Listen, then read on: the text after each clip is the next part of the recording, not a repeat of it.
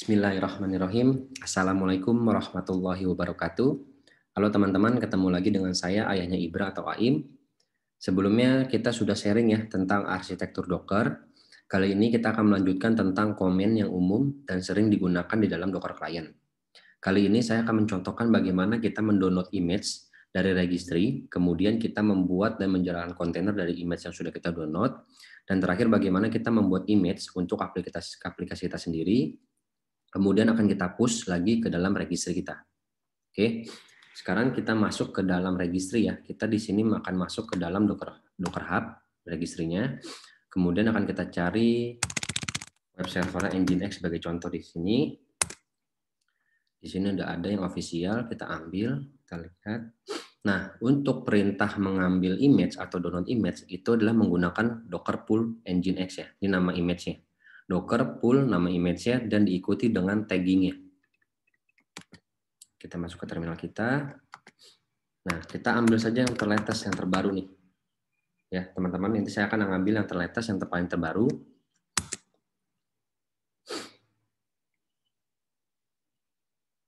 Oke, dia sudah ke-download. Kita untuk melakukan pengecekan verifikasi image apa saja yang sudah ada di dalam lokal laptop kita itu menggunakan perintah docker images. Ya, ini adalah list-list image yang ada di lokal laptop saya. Nah, tadi saya baru download, ini Nginx sudah ada dengan tag-nya versi terbaru. Ya. Nah, kemudian contoh untuk menghapus image itu menggunakan perintah docker rmi minf itu menggunakan force ya. Jadi kita forcing, misalkan saya menghapus satu image, misalkan PHP. Hapus. Sorry. Jangan lupa versinya ya. Ini PHP-nya versi ini. Ya. Nah, itu teman-teman, cara menghapus image ya di lokal kita. Oke, sekarang kita lanjut ya. Kita akan membuat satu kontainer berdasarkan dari image yang sudah kita download tadi, ya, web servernya Nginx. Kita akan jalankan, kita akan membuat kontainer dan akan kita jalankan. Perintahnya adalah docker create. Kita kasih nama, misalkan web server. Kemudian diikuti dengan nama image-nya dan versinya. Create ya, bentar. Nah, ini udah ke-create, ID-nya udah keluar. Untuk memverifikasinya, kita ketikkan docker container ls. Nah, di sini belum ada nih namanya. Yang kita bikin kan namanya web server. Tapi kalau misalkan kita menggunakan docker container ls, dia hanya menampilkan list kontainer yang sedang berjalan. Untuk kontainer yang tidak berjalan, tidak ditampilkan. Untuk menampilkan ke seluruh list kontainer yang berjalan maupun tidak, itu menggunakan docker container ls tambahin all. Nah, di sini kelihatan nih, baru nih web server mau kita bikin. Kita kan bikin nanti namanya web server. Ini namanya juga sama web server, tapi dia nggak jalan nih, statusnya masih baru create aja. Untuk menjalankannya, perintah cukup simple, docker container start, kemudian nama dari kontainernya.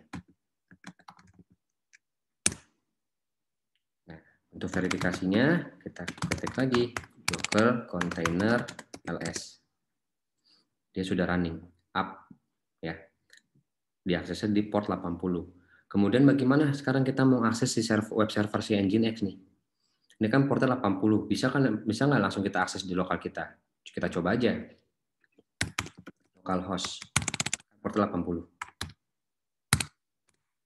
Nggak bisa, ya teman-teman. Mati dia, nggak bisa diakses. Nah, caranya untuk kita bisa akses ke dalam portnya si web server atau portnya kontainer, itu kita perlu namanya kita expose dulu nih portnya. Ya, caranya sekarang kita kasih contoh, misalkan kita stop dulu ya. Ini perintah stop untuk docker stop container ya yang sedang berjalan. Docker container stop, nama kontainernya. Udah stop, kemudian kita hapus nih. Ini perintahnya rm web server. Ya, akan kita lihat nggak akan ada lagi nih, udah kehapus kontainernya.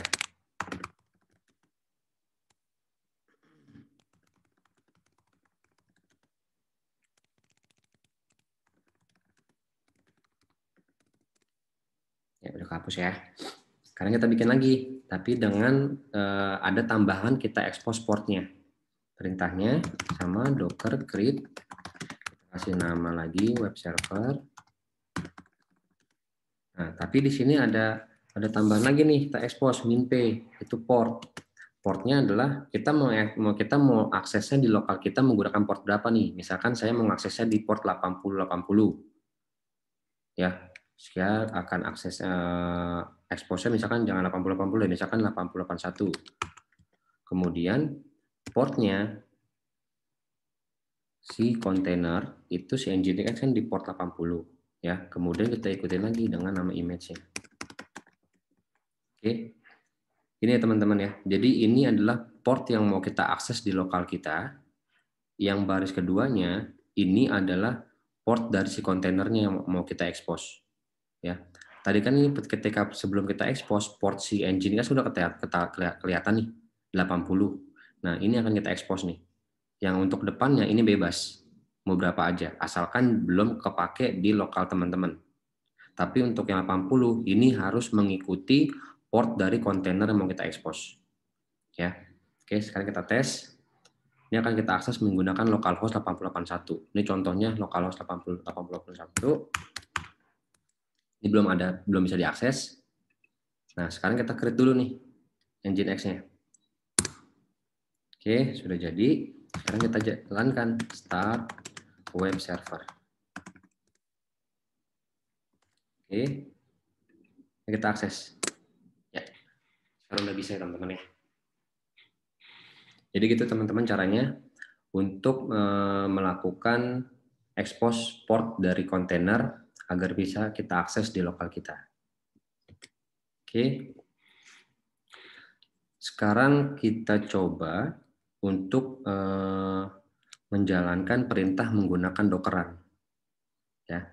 Nah, kalau misalkan kita menggunakan Dockeran, itu tidak perlu lagi nih kita melakukan Docker create, Docker container create, Docker container start, itu nggak perlu.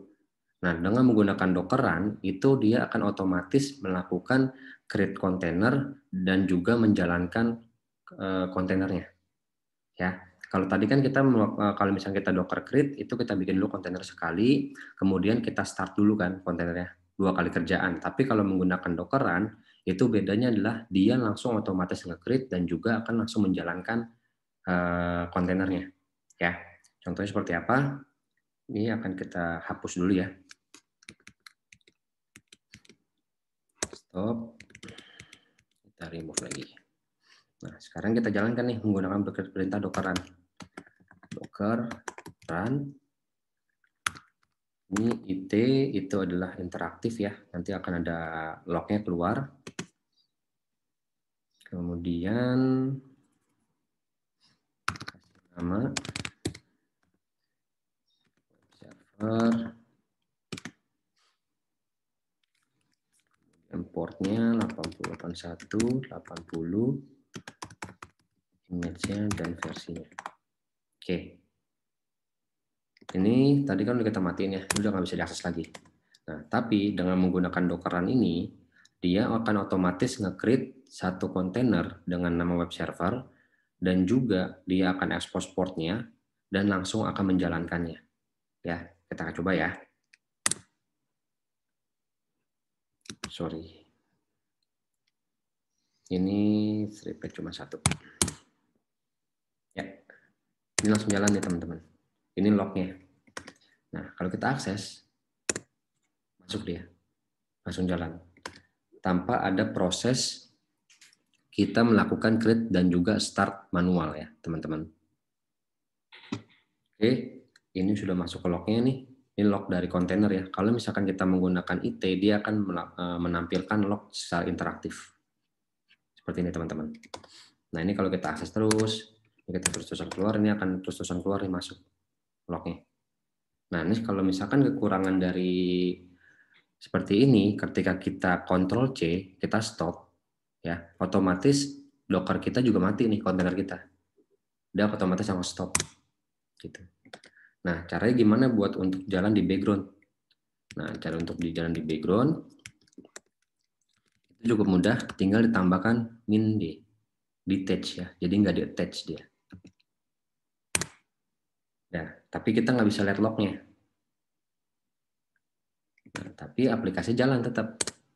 Gitu teman-teman. Terus kemudian pertanyaannya, bagaimana kalau misalnya saya mau melihat log dari kontainer sedang berjalan nih, gitu ya. Cukup mudah teman-teman. Teman-teman tinggal cari docker container ls. Nah, ini kan lagi berjalan nih kontainer ID-nya. Nah, teman-teman tinggal jalankan docker logs -f nama kontainernya, kontainer ID-nya. Nah, ini jalan logs-nya. Tuh, jalan terus kan.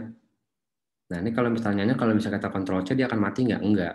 Ini kan yang akan kita Ctrl C adalah kita masuk ke dalam lognya, kita matiin aja lognya. Ini tetap jalan. Gitu teman-teman. Nah, kemudian bagaimana untuk stopnya? Sama aja, tinggal docker container stop server.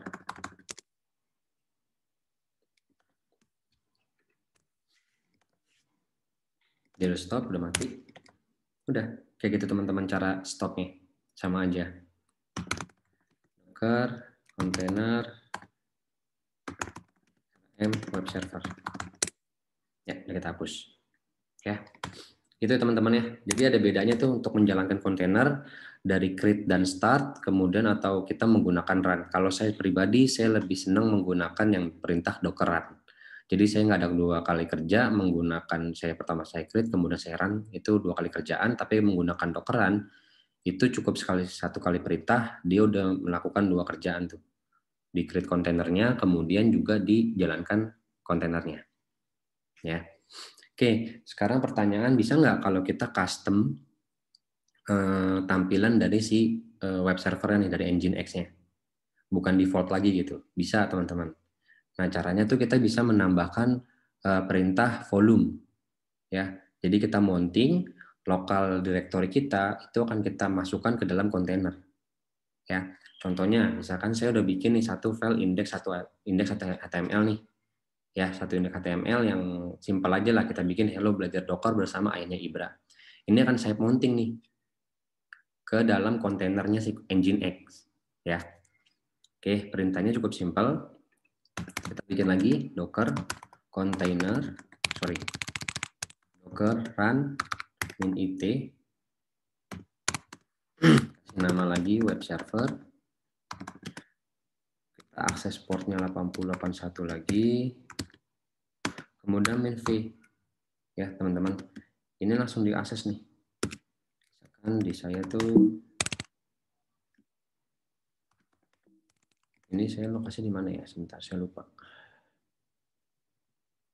Kalau di desktop, tutorial Nginx Docker. Ya. Ini akan kita pointing nih ke dalam usr share HTML. Ya. Jadi kalau misalkan di Nginx itu dia lokasi folder rootnya si untuk akses tampilannya websitenya itu adalah usr share HTML. Ya teman-teman.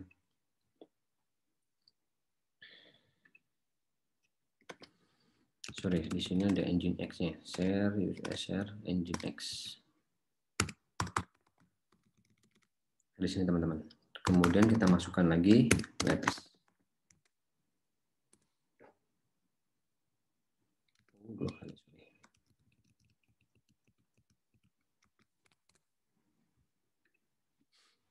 Nah, ini sudah aktif. Ya, sekarang kita akses. Nah, keluarnya adalah sekarang bukan Nginx lagi, tapi yang hasil indeks HTML udah kita setup, yaitu hello belajar docker bersama ayahnya Ibra. Itu caranya bagaimana kita memounting dari lokal kita ke dalam kontainer ya teman-teman. Oke, kita stop sekarang. Udah mati. Oke, kemudian sekarang kita akan bikin satu aplikasi ya, satu aplikasi menggunakan web servernya si Nginx nih, base image-nya dari Nginx. Kita akan menggunakan yang namanya Docker image, ya, Docker image atau Docker image yang udah kita custom sendiri nih teman-teman. Ya, kita menggunakan namanya filenya Docker file. Jadi di Docker file itu kita akan nge-define nih, kita menggunakan base image-nya apa, kemudian aplikasi kita yang kita mau gunakan seperti apa. Ya, contohnya seperti ini, saya udah bikin satu Docker file, ya. Di dalam Docker file ini, saya akan melakukan menggunakan Nginx, ya, menggunakan base image-nya Nginx yang latest. Kemudian saya akan copy nih si indeks HTML tadi ke dalam indeks HTML-nya si kontainer, ya. Kemudian untuk default conf-nya ini saya masukkan juga nih untuk si reverse proxy-nya. Kemudian setup untuk konfigurasi si Nginx-nya itu juga akan saya rubah, nggak default lagi. Udah saya rubah semua nih. Jadi kalau teman-teman mau melakukan perubahan untuk file konfigurasi si Nginx, itu teman-teman bisa melakukannya sendiri, tapi harus kalian teman-teman masukin nih. Jadi teman-teman edit dulu di sini, ya, keperluannya apa aja. Nah, kemudian teman-teman masukin nih, teman-teman copy ke dalam si kontainer. Ini contohnya. Ya. Oke, sekarang kita jalankan. Perintahnya adalah docker build min t, kemudian namanya. Kita kasih nama Andika Angga web server Nginx. Kita kasih versi ya, versi 1. Oke, ini versi 1, ini nggak akan saya rubah deh. Ini untuk versi 1, saya akan bikin cuman copy aja. Copy satu file index HTML, ya, ke dalam kontainer nih. Jadi nanti tampilannya tuh seperti ini sama. Yang tadi ya sebelumnya ya. Indeks HTML ini akan saya copy nih. Keluarnya ntar adalah hello belajar Docker bersama ayahnya Ibra. Ini saya copy itu dulu satu. Untuk file konfigurasinya, ini masih bawaan defaultnya si kontainer. Nanti akan kita lihat bedanya seperti apa. Oke, ini sudah jadi. Kita enter aja. Kurang titik. Sudah jadi, kita cek lagi verifikasi. Docker images. Kita lihat. Nah, ini udah kebikin ya. Untuk nama image-nya adalah Andika Angga / web server Nginx dengan versi tag-nya versi 1. Sekarang kita jalankan. Docker run min it min name web server 1 misalkan. Expose lagi 8081 ini 80 ya. Kemudian namanya nih, nama image-nya bukan Nginx lagi. Karena kita menjalankan aplikasi yang udah kita edit nih. Ya. Versi V1. Jalankan. Sudah naik, kita cek. Nah, ini sudah keluar nih ya. Hasilnya sudah berjalan. Nah, bedanya apa? Nah, bedanya kalau misalkan yang tadi yang sebelumnya, ini kan kita mounting ya. Ini kita mounting nih. Dari lokal kita masukkan ke dalam si kontainer. Tapi kalau kita udah bikin Docker file, kita bikin image kita sendiri, itu tanpa perlu kita mounting. Tapi kita harus nge-define dulu di Docker file itu. Itu teman-teman. Ya. Oke, ini sekarang kita stop dulu. Sekarang kita jalankan lagi. Remove dulu ya.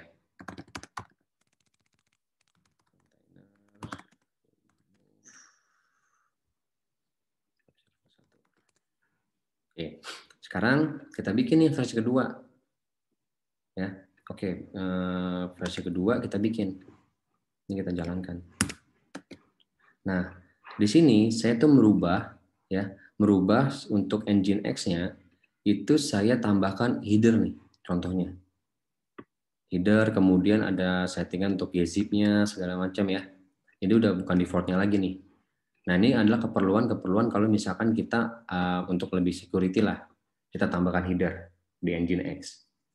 Ya teman-teman, kemudian kita gzip ini untuk kompresi, misalkan kita mau kompres nih untuk test plan, terus apa aja nih kita define nih yang mau kita kompres apa aja. Ini contohnya aja teman-teman ya. Oke, sekarang kita bikin lagi Docker build versi 2. Ini Docker value dari buka, jalankan. Jadi kita verifikasi lagi Docker images. Ada 2 nih sekarang.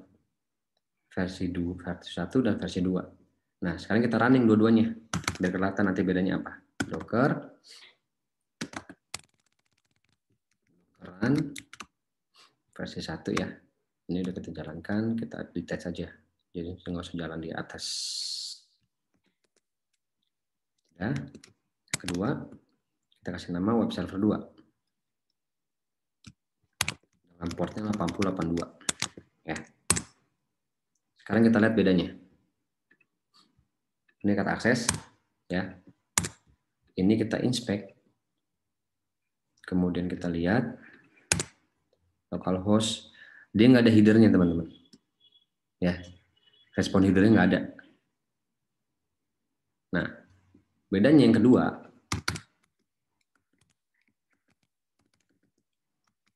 8082. Kita lihat inspect elemen, lagi network, localhost. Nah ini beda teman-teman. Di sini ada nih headernya, hash content ini. Ini yang tadi kita bikin yang versi keduanya.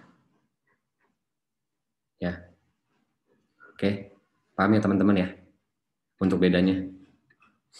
Jadi untuk versi 1 ini nggak ada nih kita setting headernya, tapi untuk versi 2 konfigurasi dari Nginx itu juga kita modif, gitu loh. Jadi bukan bawaannya lagi, gitu teman-teman. Jadi kalau menggunakan Docker build ya, kita membuat image menggunakan Docker file, itu kita bisa tuh setting-setting image kita sesuai aplikasi kita sesuai kemauan kita, sesuai keperluan kita. Jadi dari yang defaultnya bisa kita rubah-rubah, gitu teman-teman caranya. Ya, oke, ini sudah selesai.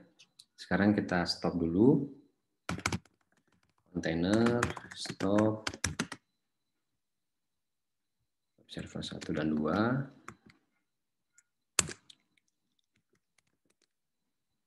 Ini juga.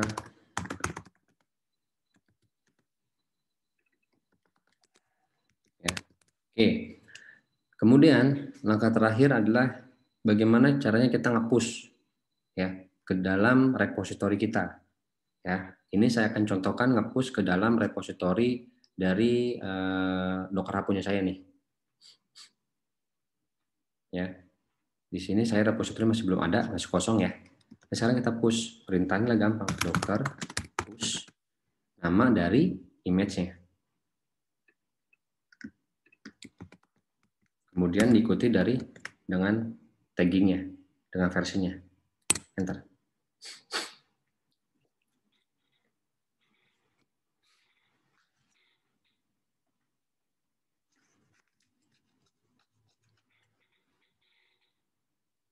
Oke, kita tunggu sebentar.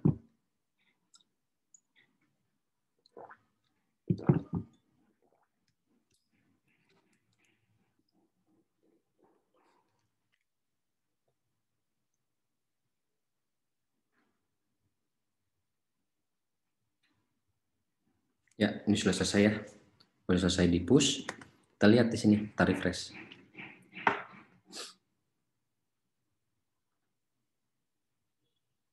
Nah, muncul ya teman-teman ya.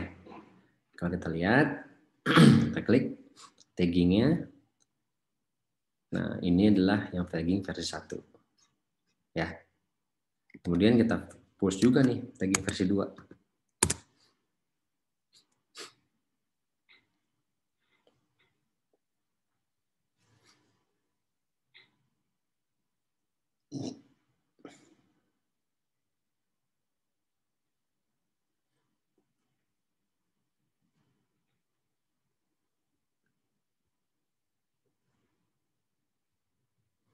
Oke, ini kita refresh lagi. Yes, dan dia udah muncul lagi versi kedua. Ya. Jadi gitu teman-teman ya, untuk kita nge-push, untuk menaruh ke registry kita, itu bisa menggunakan perintah docker push. Ya. Kemudian setelah kita udah push, biar lokal kita nggak penuh, itu bisa kita hapus nih image kita. Ya, kan udah di repository, jadi udah nggak usah lagi disimpan di lokal kita, hapus aja. Itu teman-teman. Ya. Kemudian pertanyaannya, kalau saya mau bikin lagi aplikasi yang sama, saya perlu nggak buat dari langkah dari awal sih? Nggak perlu teman-teman. Teman-teman tinggal tarik aja nih. Berarti masih ingat kan, docker pull, ambil image teman-teman yang mau teman-teman gunakan. Misalkan contoh teman-teman mau ambil yang mana? Yang versi 1 atau versi 2, misalkan versi 2 lah. Yaudah ikutin aja ini. Tinggal teman-teman copy perintahnya. Push. Udah, bentar lagi. Dia akan otomatis download nih. Download image dari repository kita.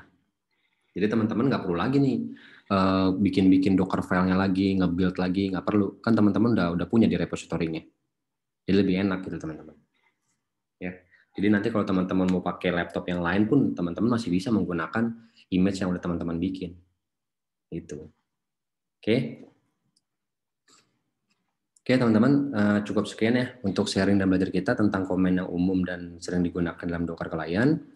Next kita akan bahas tentang bagaimana kita nih ngambil project lah, ngambil project dari source code ya, source repository, misalkan kayak GitHub. Kita cari nanti satu aplikasi sederhana ya.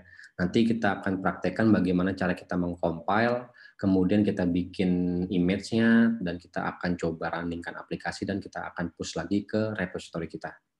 Ya, itu next-nya nanti seperti itu.